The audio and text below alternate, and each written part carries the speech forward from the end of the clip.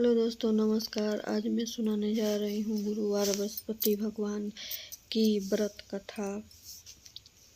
गुरुवार के व्रत करने से बृहस्पति देवता प्रसन्न होते हैं। यह व्रत अत्यंत फलदायी होता है। अग्नि पुराण के अनुसार अनुराधा नक्षत्र युक्त गुरुवार से 7 गुरुवार व्रत करने से बृहस्पति की हर पीड़ा से मुक्त होती है। बृहस्पतिवार के दिन प्राचीन काल समय की बात है कि एक नगर में एक बड़ा व्यापारी रहता था। वह जहाजों से माल दबा कर एक दूसरे देश में भेजता था।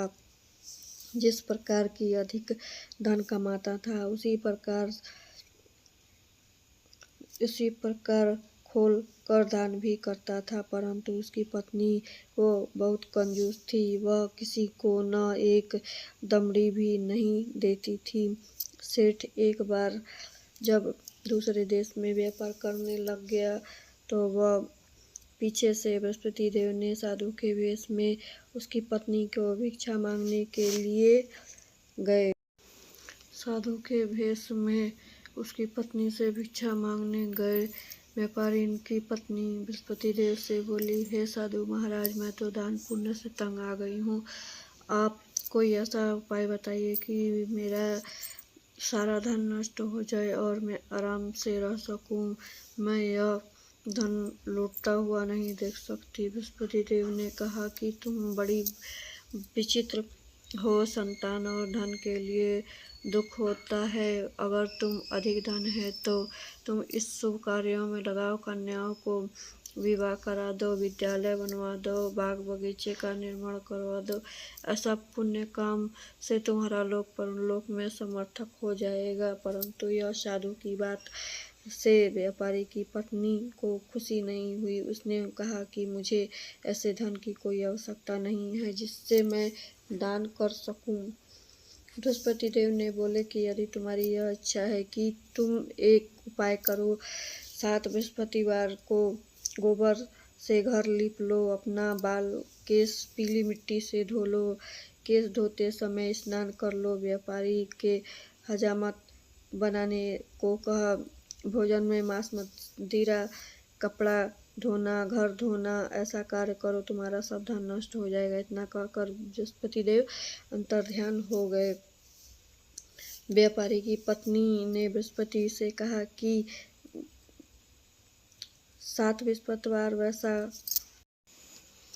एक दिन उसकी पुत्री ने दही खाने की इच्छा प्रकट कर ली, लेकिन वह व्यापारी के पास दही खरीदने का पैसा नहीं था और वह अपनी पुत्री को आश्वासन देकर जंगल में लकड़ी काटने के लिए चला गया। वहां से एक वृक्ष के नीचे बैठा और अपनी पूर्व दशा की विचार करने लग गया। उस दिन बृहस्पतिवार का दिन था। तभी वह वहां बृहस्पति देव के रूप में एक सेठ के पास आकर बोला, हे मनुष्य, तू इस जंगल में किस चिंता में बैठा हुआ है।